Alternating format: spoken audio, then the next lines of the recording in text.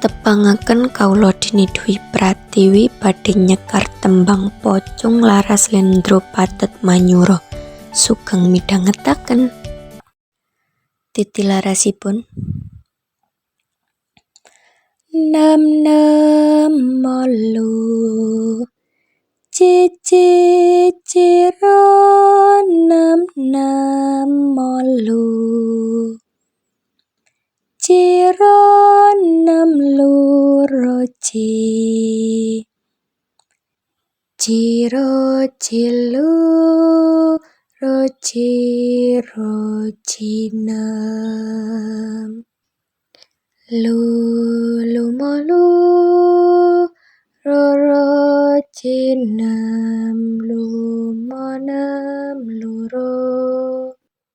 Cakepanipun ngelmu iku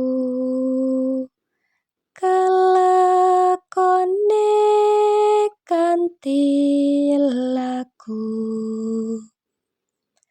lekase lawan kas tegese kas nyantosani